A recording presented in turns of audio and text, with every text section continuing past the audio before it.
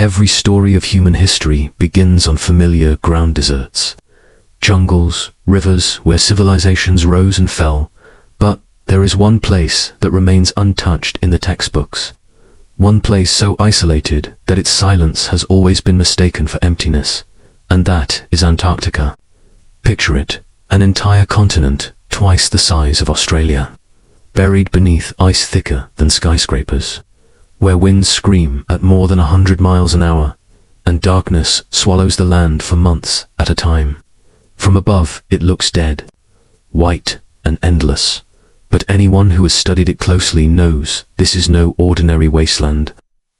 Something about Antarctica feels unfinished, as though it were cut away from the rest of the world and locked under glass.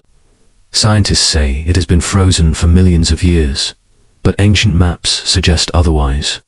Governments claim they're only studying the climate, yet military operations have taken place here in secret. Satellite images show pyramid-like peaks, breaking through the snow, perfectly geometric. But the official line is always the same: coincidence, illusion, nothing to see. Yet the question lingers in the back of the mind. If nothing is here, why is everything so controlled?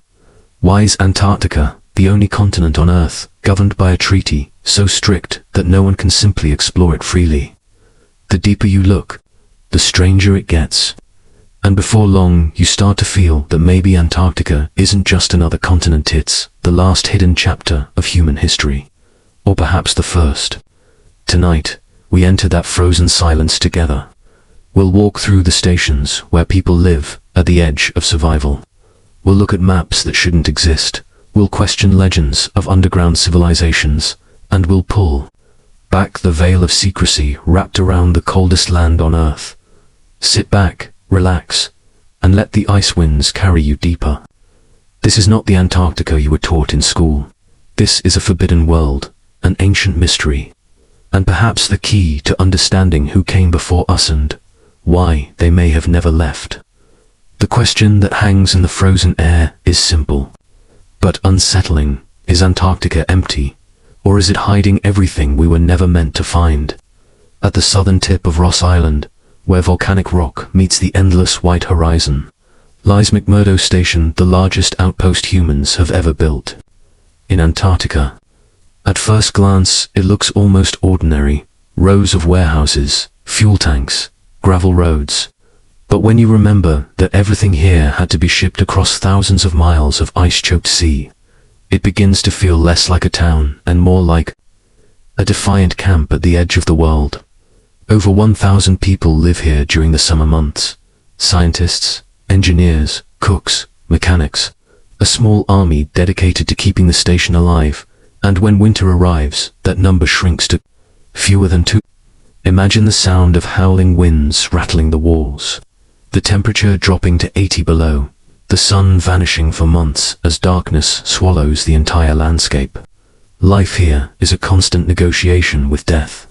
Every piece of food, every drop of fuel, every bolt in the steel walls has to be accounted for because nothing grows here.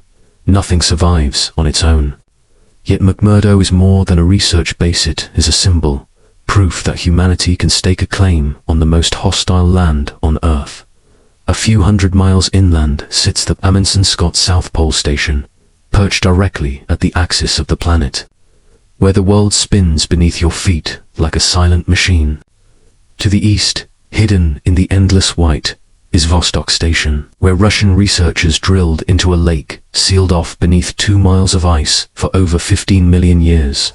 And scattered along the coastlines are smaller outposts like Esperanza Base, a place so unique that children are actually born there, citizens of a continent no one officially owns.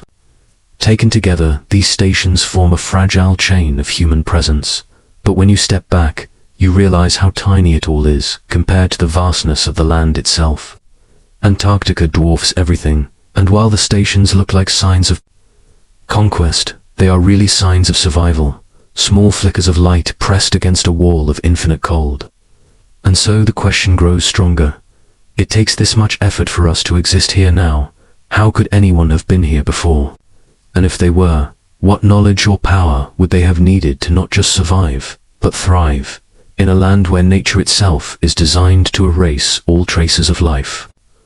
On the northern tip of the Antarctic Peninsula sits a settlement unlike any other. A place that quietly rewrites our assumptions about the frozen continent.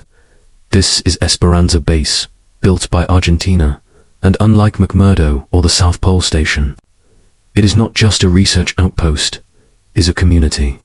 Here, against all odds, families live, children go to school, and astonishingly, babies are born. Picture it, in a land that science insists is uninhabitable, where no human could have sustained life for millions of years, the cries of newborns echo against the ice. 9 children have been born at Esperanza, their birth certificates declaring them not just Argentine citizens, but the first true natives of Antarctica. The base has a chapel, a schoolhouse, even small homes painted bright colors to fight against the endless white. In the middle of storms that howl like freight trains and nights that last for months, parents tuck their children into bed, cook dinners, and mark birthdays with candles flickering under fluorescent light. The very existence of Esperanza bends the narrative we've been told about this place. If humans can live here now, sheltered by modern technology, is it really so impossible that someone might have lived here before? The ice insists on silence, but Esperanza whispers a different story, a story where Antarctica is not only a land of science, but also of survival, and perhaps of memory. Families walking across the snow here feel both fragile and eternal, as though they are actors repeating an ancient role, stepping into footprints erased long ago. Researchers call Esperanza a geopolitical statement, a claim of sovereignty disguised as community, but the symbolism runs deeper than politics. To have children here is to defy the idea that Antarctica is only ice, only death. It is to say that human life does not ask permission, it adapts. Yet with every child born in Esperanza, another unsettling thought emerges. If new life can exist here now, then old life could have existed here before, and if that is true, what evidence of it might still lie hidden beneath the glaciers? Were the first cries of infants truly new to this land, or have they echoed here before, in some age, erased by ice and time? Beneath the illusion of emptiness, Antarctica hums with an infrastructure most people never hear about. At first glance, you see only scattered research stations, lonely dots against a canvas of endless white, but step back and you realize they are connected by invisible veins of logistics, supply routes, and systems that keep them alive. Massive icebreakers cut through frozen seas, cargo planes roar across skies that look like nothingness, and every bolt of fuel, every crate of food, every medical supply is planned months, sometimes years in advance. There are hidden airstrips, carved into ice sheets the size of countries, refueling depots buried under snow, and satellite networks ensuring that even at the bottom of the world, nothing is truly beyond surveillance.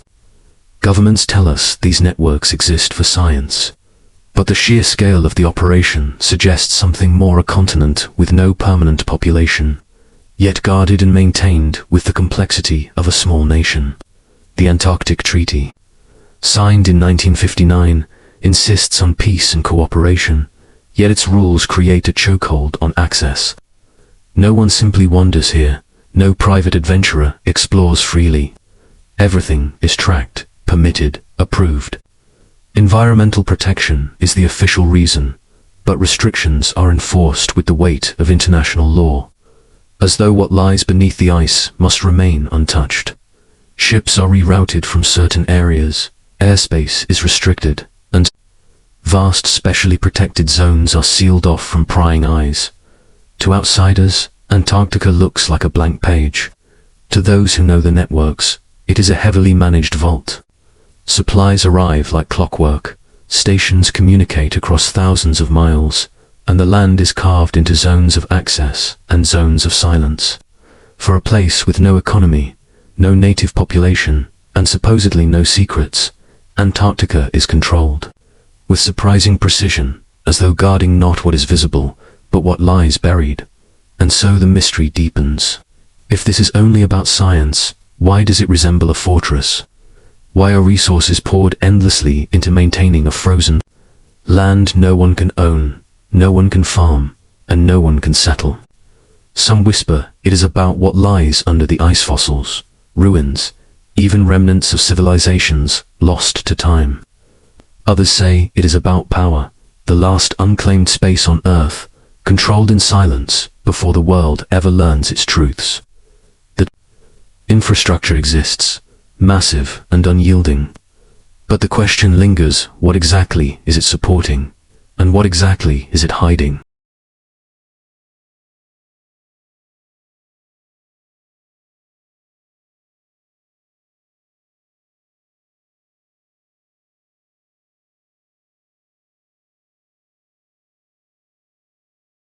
Stand in the middle of Antarctica, with the wind biting at your skin and the ice stretching farther than the eye can see, and you will feel the truth few can ignore. This land looks untouched, but it does not feel untouched. The silence is heavy, layered, almost theatrical, as though it is hiding something older than the ice itself. Scientists will tell you no human being ever lived here before the modern age. That for 35 million years, Antarctica has been locked under glaciers, uninhabitable and barren. Yet maps from centuries ago show coastlines drawn with impossible precision, as if cartographers had seen the land free of ice. Satellite images reveal pyramid-like peaks that resemble structures, not accidents. Fossils whisper of forests and creatures that thrived here long before the freeze. The deeper you look, the more the question gnaws at you. Who was here before us? If Esperanza proves that humans can live here now with technology, could others have lived here long ago with knowledge we have lost? Could civilizations have risen here in some warm age before the ice reclaimed everything?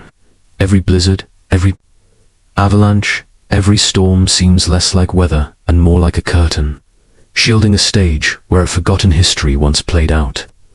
Some researchers suggest that Antarctica may hold ruins buried deep beneath the ice, entire cities preserved, like insects trapped in amber.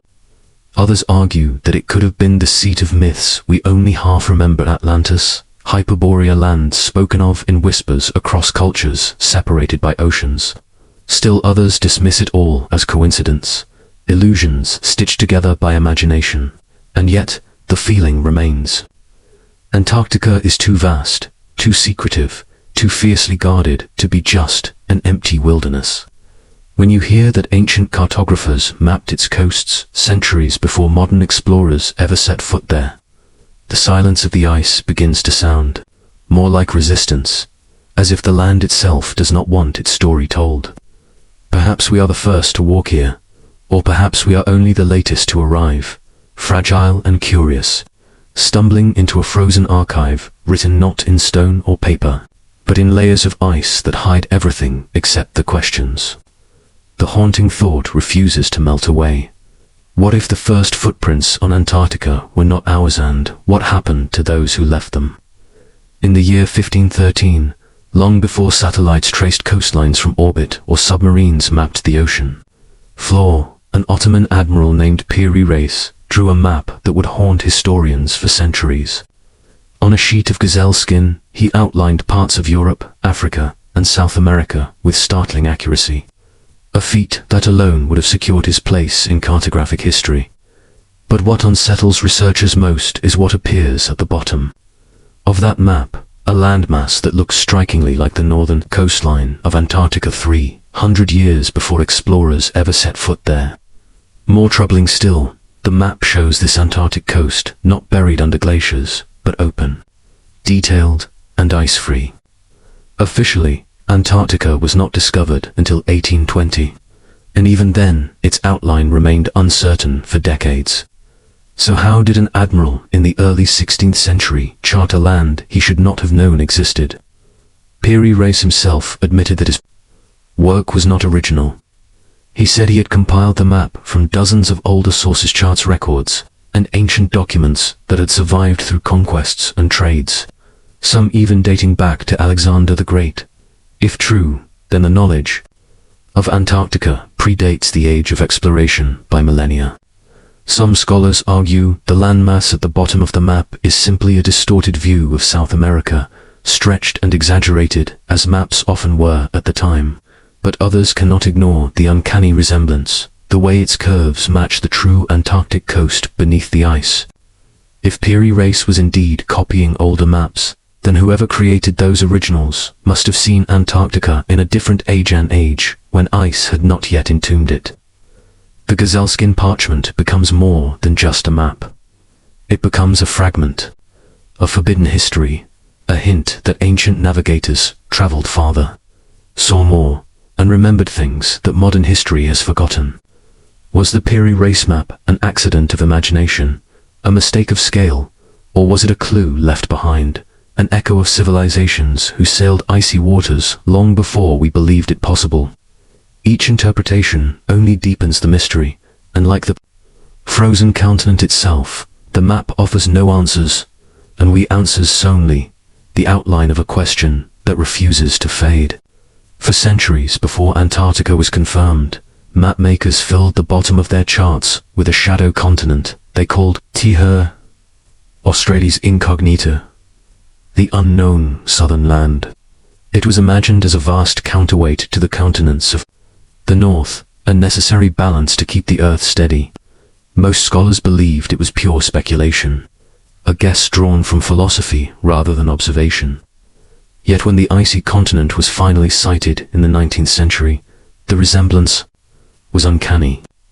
What had been myth now had form, a landmass larger than Europe, stretching across the bottom of the world. But there was something stranger still. Some early maps of Terra Australis show coastlines that mirror the actual geography of Antarctica, particularly around Queen Maud Land, with bays and peninsulas aligned far too closely to dismiss as random doodles. Skeptics argue these resemblances are coincidences, artifacts of mapmakers trying to fill empty space with educated guesses. But others see something more, a survival of ancient knowledge, passed down through lost charts, carried across oceans, preserved in fragments that cartographers centuries later copied without truly knowing what they represented. If true, this means humanity once saw Antarctica not as an endless sheet of ice, but as a navigable landmass with rivers, mountains, and coasts. It suggests that before the freeze, before the glaciers sealed it under miles of ice, someone had walked its shores and recorded them. The thought itself is staggering.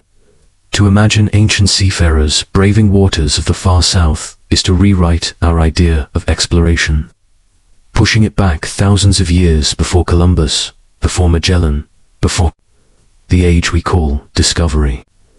Was Terra Australis just a dream, or was it a memory? And if it was a memory, who recorded it? And how did that knowledge slip away into obscurity only to reappear centuries later as myth? Antarctica's coastline is no ordinary line on a map. It is a key, a riddle carved into the ice, hinting at a world before our world, a geography that should not exist in human memory. Each line drawn by those ancient mapmakers whispers the same forbidden possibility, that the continent we call dead and frozen was once alive, known and perhaps even home to civilizations that time and ice have tried to erase. In the mid-century, quiet but determined professor named Charles Hapgood began to examine the puzzle of Antarctica with a mind unafraid of controversy. Looking closely at the Peary Race map and others like it, he noticed something unsettling. The Antarctic coastline depicted there was not the coastline we see today, buried under glaciers, but one that matched seismic surveys conducted in the 20th century, showing what lay beneath the ice. To Hapgood, this was no coincidence. He proposed that these maps were based on even older charts, drawn in an age when Antarctica was not frozen, when its coasts were visible, its mountains free, its rivers flowing into the sea. But that raised a question far more dangerous. If the continent has been covered in ice for millions of years, who could have seen it, and when? Hapgood's answer was radical. He suggested that Earth's crust had shifted, not in slow geological ages, but rapidly, moving entire continents into new climates. Antarctica, he argued, might once have been situated farther north, in a temperate zone, home to life, perhaps even civilization, before a sudden crustal shift dragged it into the polar deep freeze. Albert Einstein, intrigued by Hapgood's work, even wrote a foreword to one of his books, admitting that while the theory was bold and controversial, it could not be dismissed out of hand. For a moment, the idea that Antarctica once thrived with life was not relegated to fringe speculation, but considered by some of the greatest minds of the time. Critics, of course, pushed back, insisting that ice sheets have entombed the continent for over 30 million years, making the notion of recent habitability impossible. But Hapgood's theory lingers because it explains too much to ignore the maps, the coincidences, the uncanny alignments. It suggests that what we call ancient history is only a fragment, and that beneath the ice lies a forgotten chapter of humanity's past. Imagine rivers running through valleys now locked in glacial silence, forests swaying where today only snow drifts, cities or temples standing against horizons that now vanish under white. Hapgood left behind no final proof, only questions carved deeper into the frozen silence. But his work planted a seed of suspicion. Perhaps Antarctica was not always ice, and perhaps its true history is still hidden, waiting for the ice to give it back.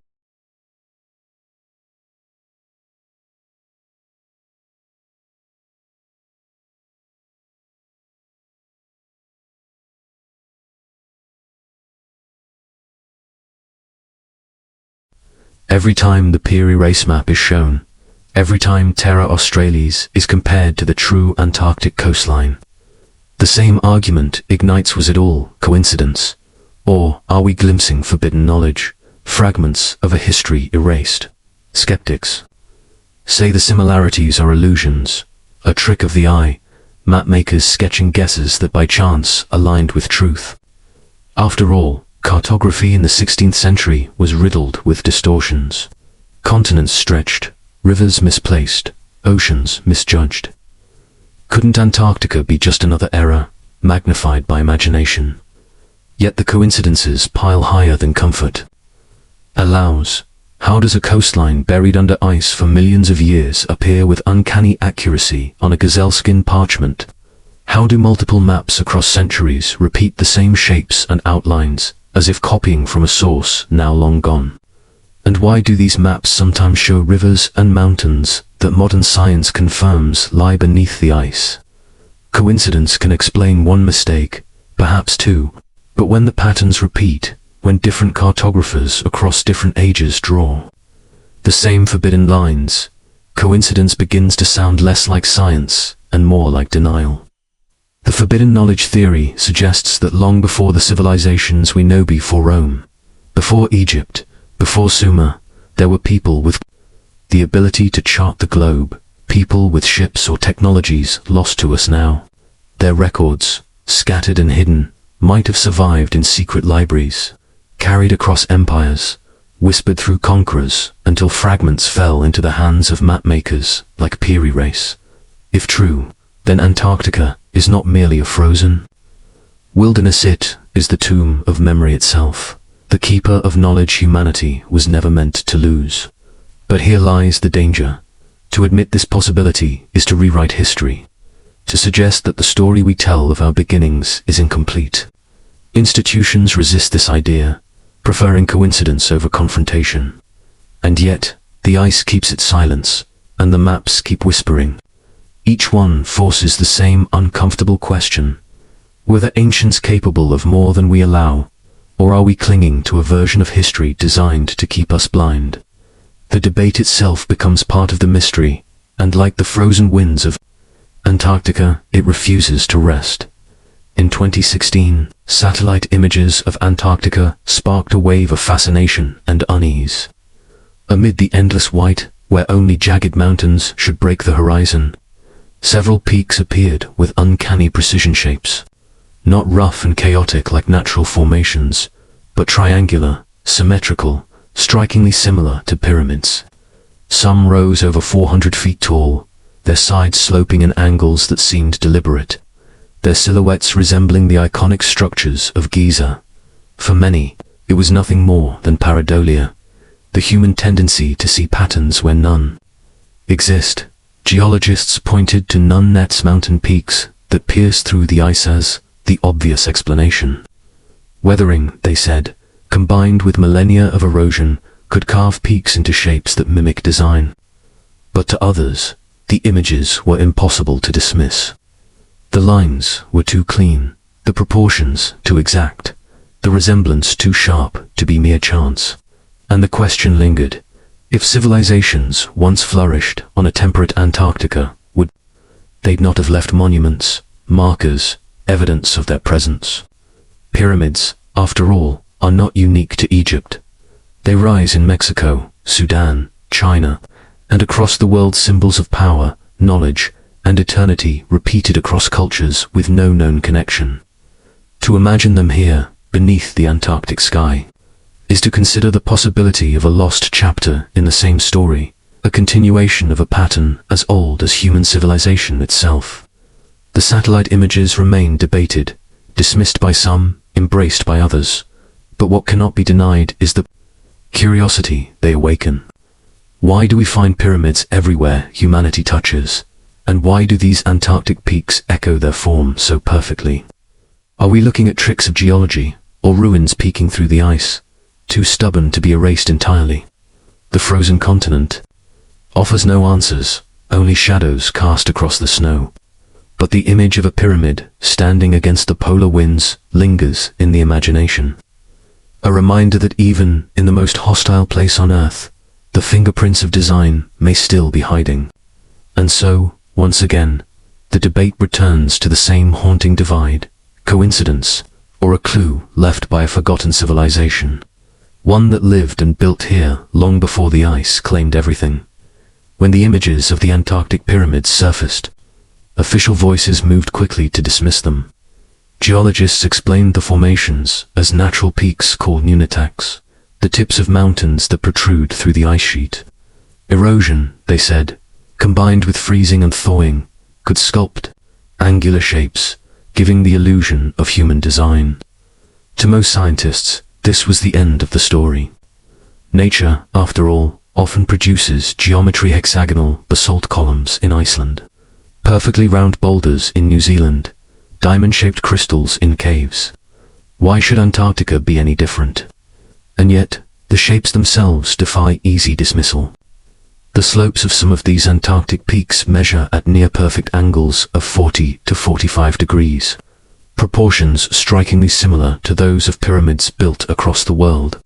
The sides appear smooth, the ridges sharp, as though carved rather than weathered. From a distance they echo the silhouette of Giza or Teotihuacan, too precise, too deliberate, to fade into coincidence without resistance.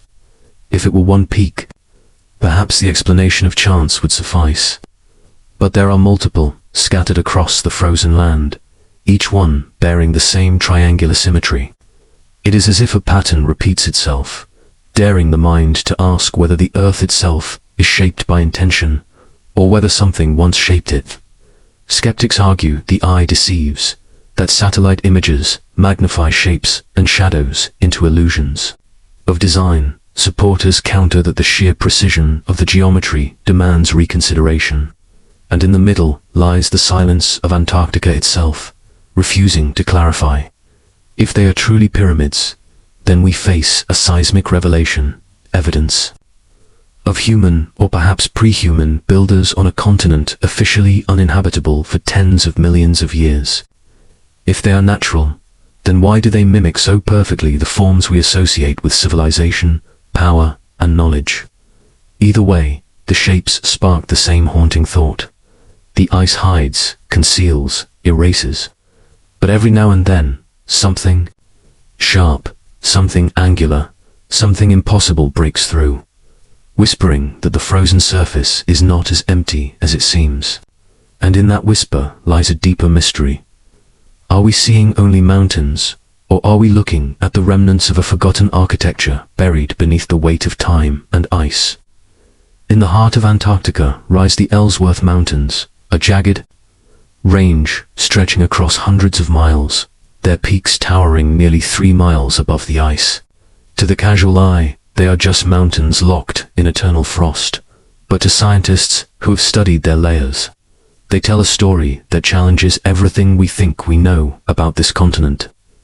Within the rock, fossils have been found of ferns, fragments of wood, traces of a time when Antarctica was not a desert of ice, but a land of green. Ancient pollen grains, microscopic yet undeniable, reveal that lush forests once spread across this place. Forests teeming with life in climates closer to New Zealand or South America than the frozen silence we see today. Fossilized amphibians and reptiles suggest that rivers once flowed here, that ecosystems thrived in an environment warm enough to sustain them. It is a vision that collides violently with the continent we know now. Imagine towering trees swaying where glaciers now creak, insects humming where the winds now howl, creatures roaming freely where today even bacteria struggle to survive. These fossils are not theories. They are facts locked in stone, physical proof that Antarctica was once alive. The official timeline says this was tens of millions of years ago, long before humans existed, but the evidence leaves a deeper unease. If Antarctica was once habitable, could it have been inhabited? And if it was, how much of that story lies hidden beneath the ice, sealed away as glaciers advanced? The Ellsworth Mountains stand like monuments to that buried age. Their layers, a library of climates lost and worlds forgotten. Each fossil discovered is like a voice echoing up from deep time, reminding us that Antarctica has not always been the land of silence we see now. Yet what makes the mystery sharper is how little we can uncover. 99% of the continent remains locked under ice up to 3 miles thick, an archive of history we cannot yet open. Every fossil we find is just a fragment, a torn page of a book we are forbidden to read in full. And as long as the ice refuses to release its grip, we are left only to wonder, if life once thrived here, what else might have left its mark? And how much of it still waits, frozen in the darkness below our feet? As explorers and mystics in the 19th century tried to map not only the physical world, but also its hidden layers, a legend began to rise in obscure writings and whispered circles. The legend of Agartha, a vast subterranean world said to lie beneath the surface of our planet. According to these accounts, Agartha was not a simple cavern system, but an entire realm, a hidden kingdom of immense size and unfathomable depth, stretching beneath mountains, oceans, and some claimed even Antarctica itself. Writers such as Alexander Santiv Dalveda spoke of Agartha as a place ruled by wise masters, keepers of ancient knowledge and technologies so advanced they would appear supernatural to the surface dwellers. These texts described tunnels and gateways, entry points scattered across the world from Tibet to South America, from the Himalayas to the frozen south. Antarctica, with its impassable ice and untouched interior, soon became one of the most alluring candidates for such an entrance. The story spread quietly, adopted by theosophists and seekers of esoteric truth, who saw in Agartha a parallel civilization hidden from our sight, waiting for a time to reveal itself. To believers, the icy continent was not barren, but a veil, a surface hiding something alive and ancient.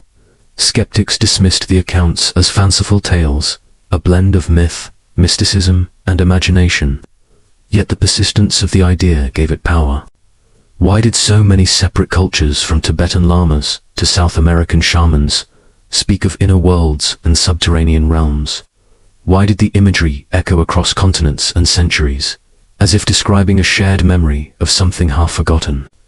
Some saw in this convergence not coincidence, but fragments of truth wrapped in allegory. And when Antarctica began to feature in the tale, the mystery deepened, because here was a continent barely touched, largely unexplored, a perfect canvas for speculation.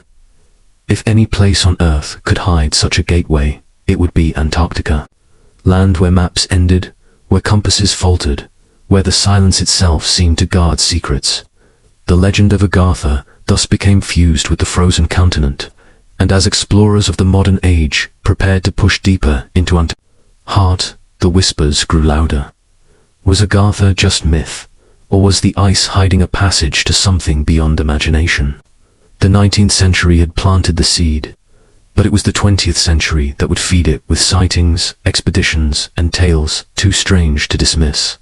In 1946, a massive American naval operation known as Operation High Jump was launched under the command of Admiral Richard E. Byrd, one of the most celebrated polar explorers of the 20th century. Officially, the mission was described as a scientific and military expedition, aimed at training personnel, testing equipment in extreme conditions, and extending American presence in Antarctica. But behind the official language, the sheer scale of the operation raised questions. Over 4,000 men, dozens of ships, and aircraft were deployed for what was framed as a routine exploration. Why such force for a land of ice and snow? Whispers quickly began to circulate, suggesting there was more to the story than frozen terrain. Reports claimed Byrd himself spoke cryptically in interviews upon his return, suggesting Antarctica might be home to mysteries far greater than the world suspected. He described vast new territory beyond the South Pole, lands rich with resources, lands that defied what was shown on maps. Some accounts shrouded in layers of speculation and secrecy, claimed Byrd, even spoke of encounters with flying craft of unimaginable speed, technology not of his own nation or time. To conspiracy theorists, this was the smoking gun. Proof that Antarctica harbored something hidden. Whether remnants of ancient civilizations, secret military installations, or entrances into a subterranean world like the mythical Agartha. Others suggested the tales were exaggerations, fueled by Cold War paranoia and the fog of secrecy surrounding military operations. But what cannot be dismissed is how Byrd's mission left behind a trail of unease, an impression that something had been glimpsed in Antarctica that could not be easily explained. Even Byrd's diary, though disputed and controversial, became a cornerstone of alternative history circles, filled with claims of inner Earth lands, strange encounters, and technologies beyond human reach. Official history books present none of this, focusing instead on the scientific achievements of the expedition. But the silence itself becomes suspicious to those drawn to the mystery. Why would so much information about the mission remain classified? Why would an expedition, cloaked in scientific language, feel so militarized, so urgent? As with much of Antarctica's lore, the facts are drowned in secrecy, and in that void, speculation thrives. Whether Byrd discovered nothing or everything, the enduring effect of Operation High Jump is that it fueled the image of Antarctica, not as a wasteland, but as a veil, guarding something powerful and forbidden. And as the Cold War deepened, the whispers only grew louder. Perhaps the ice was not just concealing history, but actively protecting it. During the Second World War, Antarctica became the subject of some of the strangest and most enduring rumors in modern history. Whispers spread of Nazi expeditions to the frozen continent, of secret bases carved into the ice, and of advanced technologies tested far from the eyes of the world. The story begins in 1938, when Germany launched a so-called New Swabia expedition, sending a ship called the Schwabenland to Antarctica. Officially, its purpose was to scout whaling grounds and claim territory for the Reich. But conspiracy circles insist there was more a mission to establish a hidden base where the Nazis could conduct research shielded by the ice. According to these tales, massive caverns beneath the glaciers offered shelter, warmed by geothermal energy, creating environments suitable for human habitation. Some even claim that as the war turned against them, elements of the Nazi elite escaped here, retreating into an Antarctic fortress to continue their work in secrecy. From these rumors sprang even bolder claims that strange flying craft, seen in later decades, the so-called flying saucers, were in fact prototypes developed in these icy laboratories, using technology either stolen, invented, or perhaps even discovered from something far older buried beneath the ice. To skeptics, these stories are little more than fantasies, fueled by Cold War anxieties and the human tendency to project myth onto places unseen. And yet, the persistence of the Nazi-Antarctic connection is difficult to ignore. Operation High Jump, launched by Admiral Byrd in 1946, is often tied to these very rumors, with some suggesting it was not exploration but confrontation, an attempt to root out lingering Nazi presence in the South.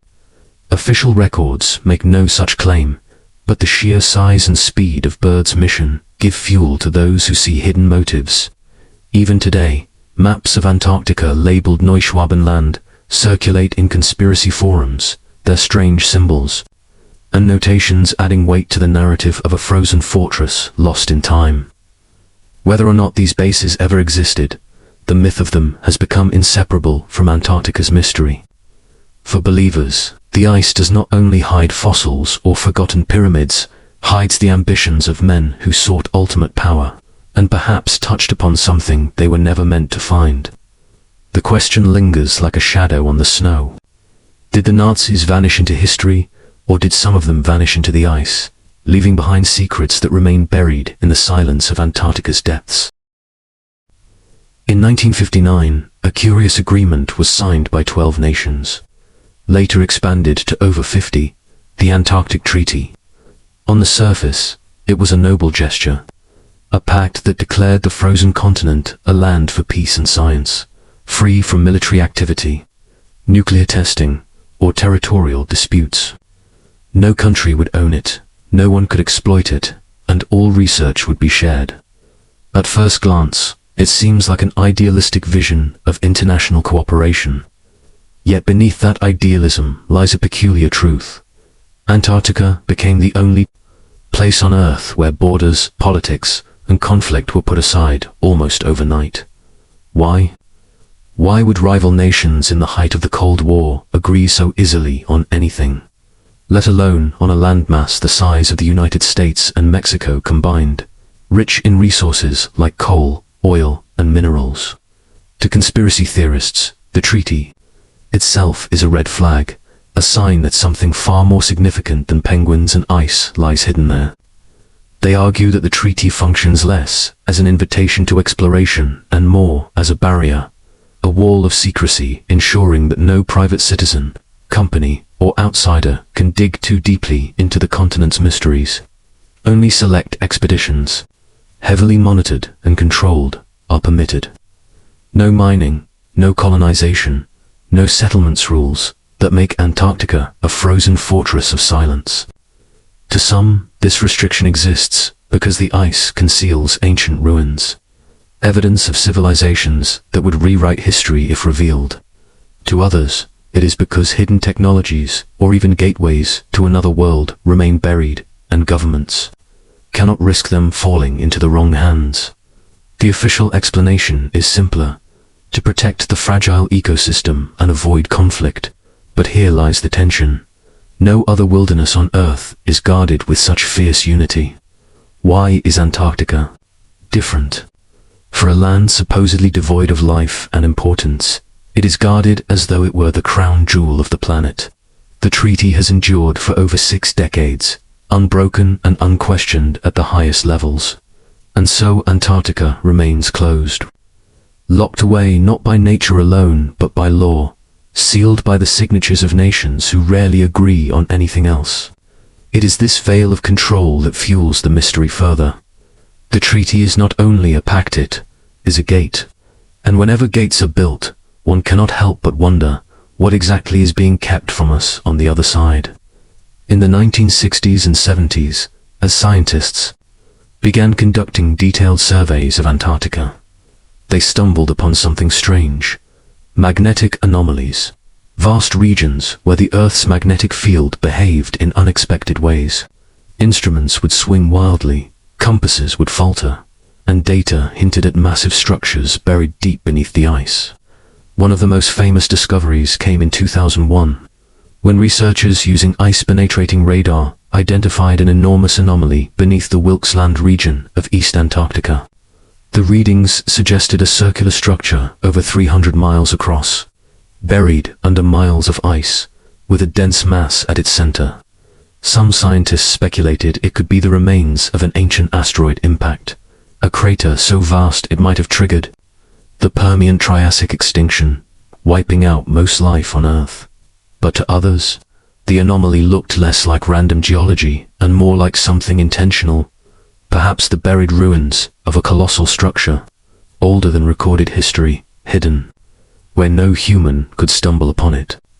Elsewhere, similar anomalies have been detected, vast cavities the size of cities, hollow voids where there should only be solid ice, strange thermal hotspots that suggest hidden activity far below. In 2018, NASA announced that radar surveys had revealed a giant void beneath the Thwaites Glacier, large enough to fit Manhattan inside, and growing rapidly. Officially, this was framed as part of natural melting and collapse. But in the corners of speculation, the question grew louder. What could create such vast, hollow spaces beneath the ice? Are they natural formations, something left behind? Stories of underground lakes, sealed off from the surface for millions of years, of possible microbial life surviving in isolation, add to the sense that Antarctica hides not just geological secrets, but biological and perhaps even artificial ones. To stand on the surface of the continent is to see only endless white, a desert of snow and silence. But beneath, radar and magnetics reveal a landscape far stranger, circles, voids, masses, and anomalies that defy easy classification. The ice acts like a shroud, hiding what might be the largest buried structures on Earth. And every new scan, every new anomaly detected, deepens the suspicion that Antarctica is more than just a frozen wasteland. It is a vault. And in that vault, something vast, ancient, and unexplainable may be waiting. Shielded by 3 miles of unbroken ice, beneath Antarctica's crushing ice, hidden from the sun for millions of years, lie vast subglacial lakes, sealed, isolated, and mysterious. These bodies of water are unlike anything else on Earth. The most famous, Lake Vostok, lies beneath over 2 miles of ice and stretches more than 150 miles long, making it one of the largest lakes in the world. What makes it extraordinary is not only its size, but the fact that it has been cut off from the surface for possibly 15 million years, existing in complete darkness, under immense pressure, in conditions thought to be sterile. And yet, when Russian scientists drilled into its depths in the early 2000s, they discovered something, astonishing traces of microbial life. Bacteria that had adapted to survive without sunlight, without oxygen, and in an environment so alien it seemed more like another planet than Earth itself. Suddenly, Antarctica was not just a frozen desert, but a window into how life could exist. In extreme environments, perhaps even beyond our world. For astrobiologists, subglacial lakes like Vostok became analogues for the icy moons of Jupiter and Saturn, Europa and Enceladus, where oceans may lie beneath frozen shells. If life can thrive beneath Antarctica's ice, it could thrive there too. But some researchers suggest something deeper. What if these lakes hold not just microbes, but larger, unknown ecosystems? What if entire species, cut off from evolution on the surface, exist in a world we cannot yet see? The radar has revealed over 400 such subglacial lakes across Antarctica, many of them interconnected through rivers running beneath the ice sheet. It is a hidden aquatic world, one that dwarfs our capacity to imagine what life may lurk within it, yet exploration is restricted, carefully monitored, and heavily controlled. Officially, this is to prevent contamination. Unofficially, it feeds the suspicion that discoveries have already been made that we are not allowed to know. Each new report drips with intriguing DNA sequences that don't match known organisms. Strange anomalies in the water, signals that remain unexplained. The question hangs like the ice itself. Are these lakes merely hidden laboratories of microbial survival, or are they reservoirs of something more, something ancient, something intelligent? Antarctica's subglacial lakes remind us that the most alien worlds may not be in the stars above, but beneath our own feet, concealed in the silence and the cold. And if life exists there, untouched for millions of years, what kind of story does it tell about survival, adaptation, and the possibility that Earth itself still guards uncharted realms of the unknown?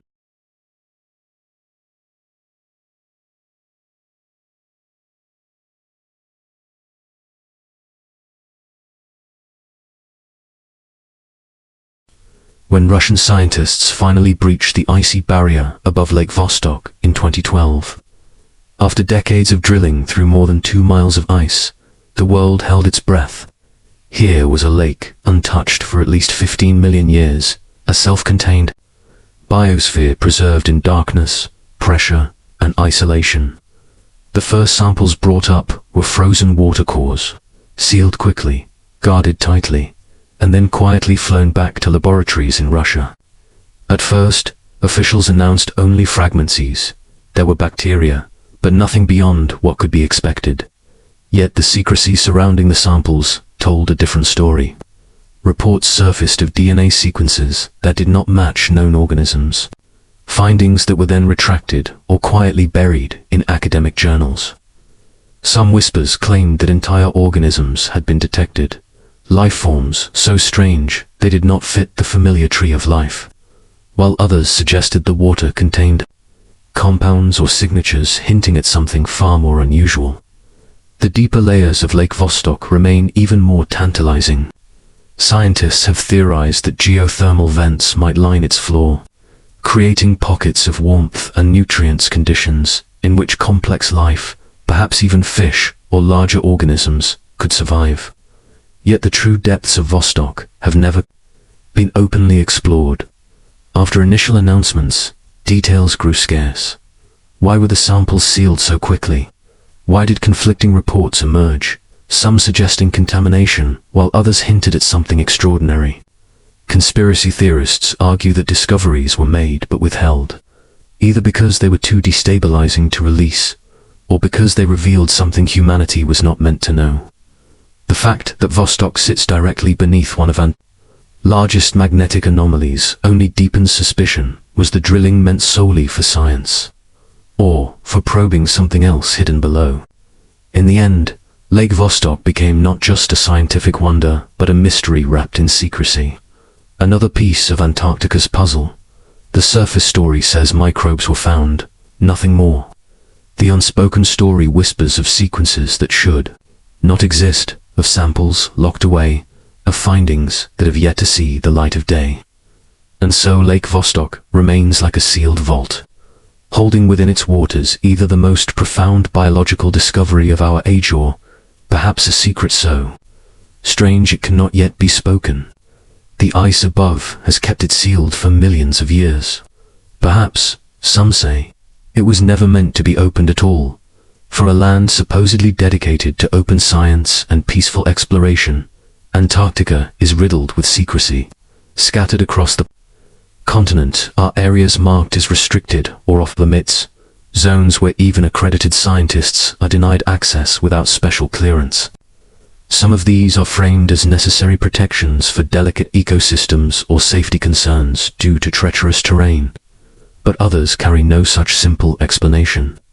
There are stories of valleys shielded from ice, places where the wind keeps the snow from settling, creating dry, barren landscapes unlike anywhere else on Earth.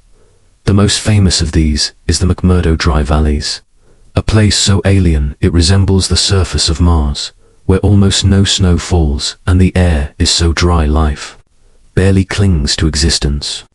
Yet researchers are only allowed carefully guided access, and the data that emerges is selective, incomplete.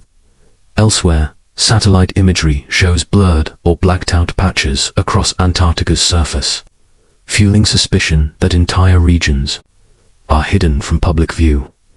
Some claim these conceal unnatural structures, entrances to subglacial facilities, or archaeological sites that would rewrite human history.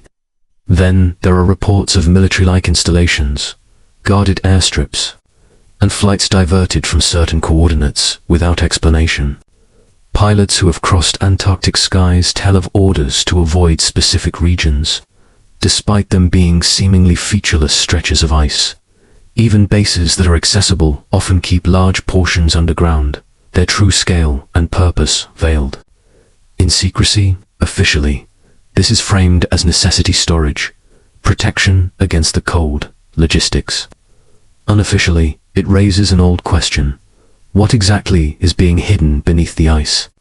Conspiracy theorists suggest these forbidden zones are tied to hidden ruins, secret research facilities, or entrances into the very world legends like Agatha describe. The strange part is how quietly these restrictions are enforced in a debate. No public scrutiny, just a silent agreement among nations. In an era where every corner of the globe is mapped, filmed, and studied, Antarctica remains the one place where large swaths remain untouched, unexplored, or deliberately concealed. That secrecy alone makes the continent feel less like a frontier of science and more like a vault under guard. The treaty may explain it as environmental preservation, but to those who search for meaning in the silence, forbidden zones are like locked doors in a house full of mysteries. And locked doors always provoke the same question. What waits on the other side? And why are we not allowed to see it? Over the decades, Antarctica has produced accounts that blur the line between fact and legend, sightings so strange they resist easy dismissal. Explorers, scientists, and pilotsmen trained to measure and observe with precision have reported things in the ice that defy the known. Early expeditions spoke of mountains that appeared suddenly on the horizon, towering peaks that later seemed to vanish, mirages perhaps, or something more. Some reported seeing flashes of light beneath the ice, as though enormous machines or structures pulsed deep in the frozen darkness. Pilots flying over remote stretches of the continent have described circular depressions, symmetrical patterns etched into the snow, shapes too perfect to be natural. In 1965, a group of British explorers claimed to have seen strange metallic debris jutting from a glacier, which they described as looking like the wreckage of some immense craft. Official reports filed afterward omitted the details, but the whispers persisted. Even in more recent times, commercial pilots flying over restricted regions have spoken off-record about seeing what looked like giant entrances carved into mountain walls, black voids opening into the ice, large enough to swallow aircraft whole. Radar sometimes shows anomalies beneath flight paths, voids, structures, or signals that do not match the landscape. Some accounts tell of unusual craft spotted near the South Pole, objects moving at speeds beyond any conventional aircraft, vanishing into the clouds or diving directly into the ice below. Skeptics dismiss these reports as optical illusions, fatigue, or equipment errors. But the consistency of the descriptions, lights beneath the ice, geometric patterns, impossible movements, gives them weight. When multiple pilots, separated by decades, describe nearly identical phenomena, the mind resists reducing it to coincidence. And then there are the silences, reports scrubbed from official logs, explorers discouraged from speaking, photographs sealed away. For every sighting that reaches public ears, how many vanish into classified archives? Antarctica is a land that offers no easy explanations. Its very environment, endless white horizons, distorted light, brutal cold, creates illusions. Yet, among those illusions, real mysteries may lurk. Were these explorers and pilots witnessing tricks of nature, or were they glimpsing pieces of something Antarctica has kept hidden for millennia? The uncertainty leaves a haunting thought.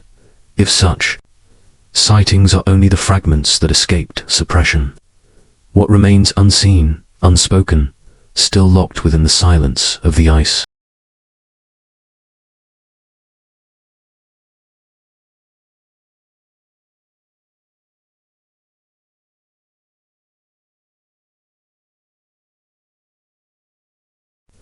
Among the most controversial and persistent claims about Antarctica is the theory that beneath its ice lies not just the remnants of lost civilizations, but active alien bases, hidden outposts, where unknown intelligences operate beyond human reach. The idea took root in the mid-20th century, when stories began linking UFO sightings to the polar regions. Reports suggested that the vast magnetic anomalies, the hollow cavities beneath glaciers, and the strange craft seen darting across Antarctic skies were not accidents of geology or tricks of the eye, but evidence of advanced technology hidden below. According to some theorists, the icy continent provides perfect cover, remote, uninhabited, and legally shielded by the Antarctic Treaty. ensuring no nation or corporation can dig too deeply. Satellite images showing symmetrical shapes, circular entrances carved into mountainsides, and shadows resembling domes or towers are presented as visual proof, though skeptics dismiss them as natural formations. Yet the rumors persist. Operation High Jump Admiral Byrd's mysterious mission is often tied to these ideas, with claims that his fleet encountered flying craft of non-human origin, forcing a premature retreat. Others go further, suggesting that governments worldwide are aware of an alien presence in Antarctica and actively suppress information to maintain control. To believers, the continent is less a frozen wasteland and more an extraterrestrial hub, a place where agreements between humans and other beings may have been struck in secrecy. To skeptics, it is fantasy fueled by science fiction, Cold War paranoia, and the eerie emptiness of the ice. And yet, the landscape itself seems to encourage such speculation. Beneath 3 miles of ice lies a hidden world: mountain ranges, valleys, lakes, and voids large enough to house entire cities.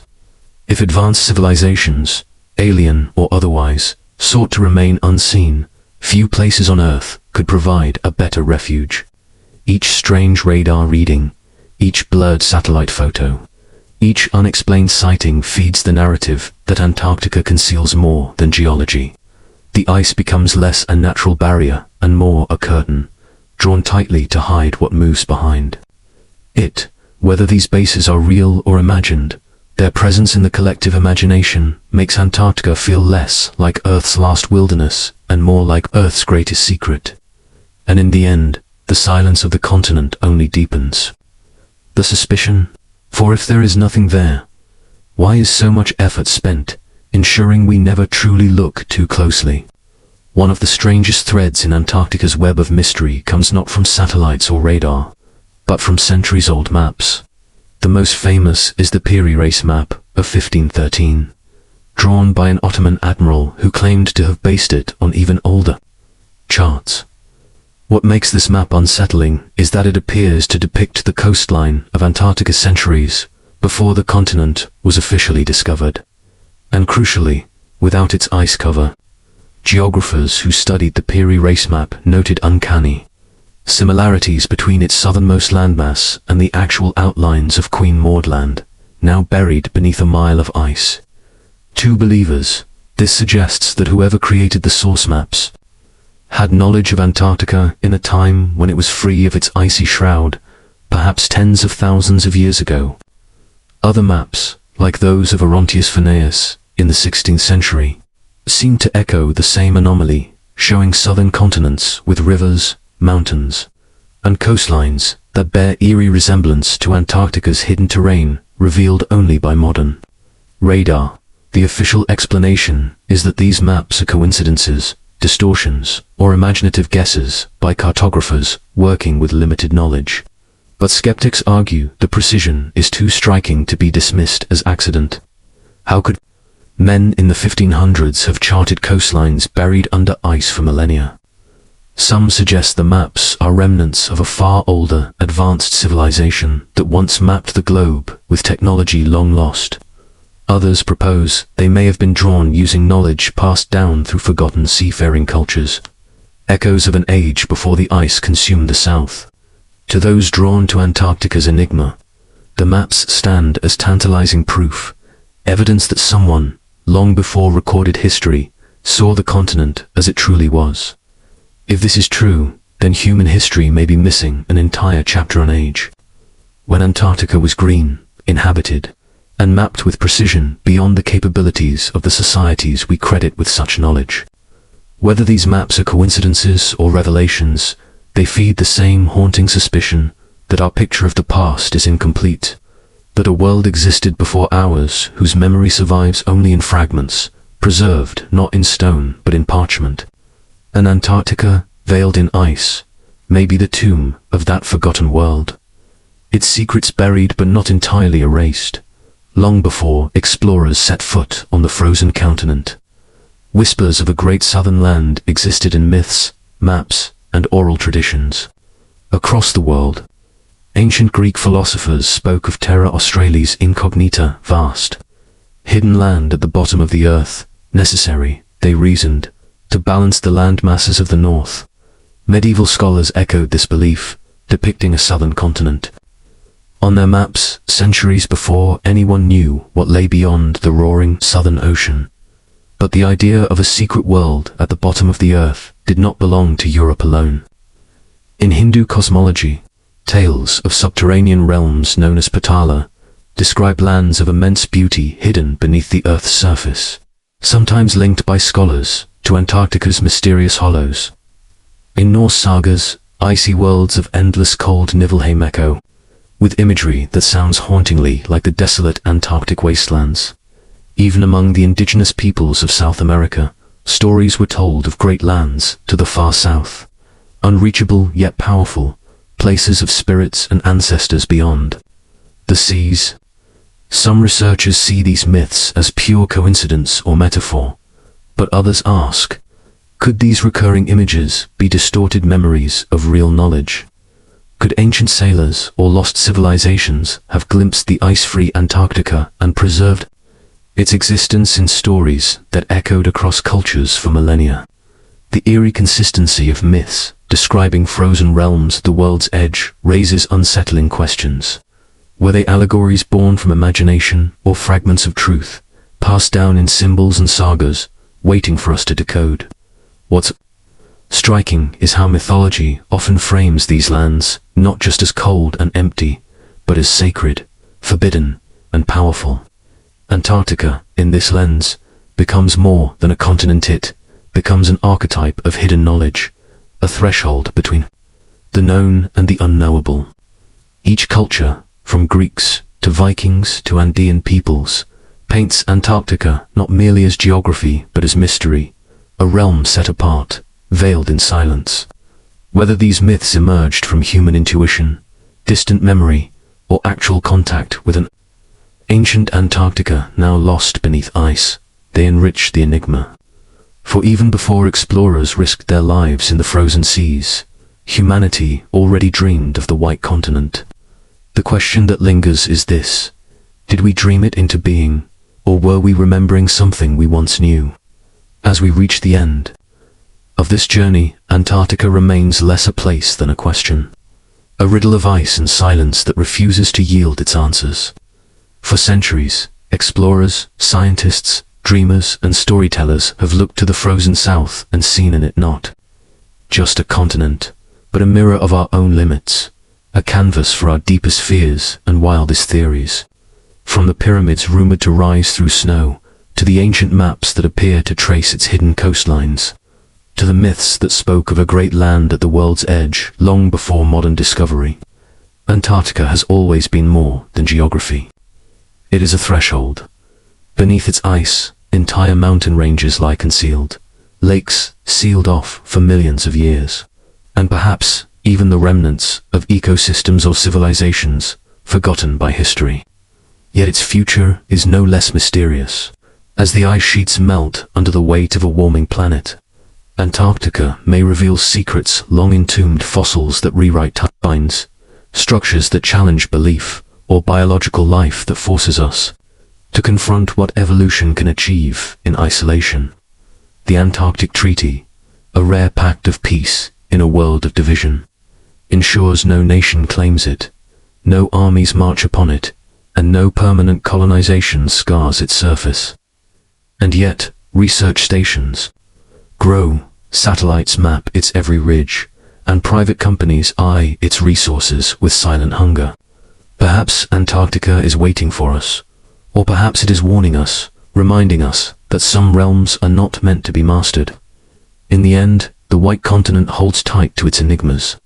We circle it with planes, probe it with drills, scan it with radar, but still it remains unknowable, as though guarding truths that could shatter our fragile understanding of the world.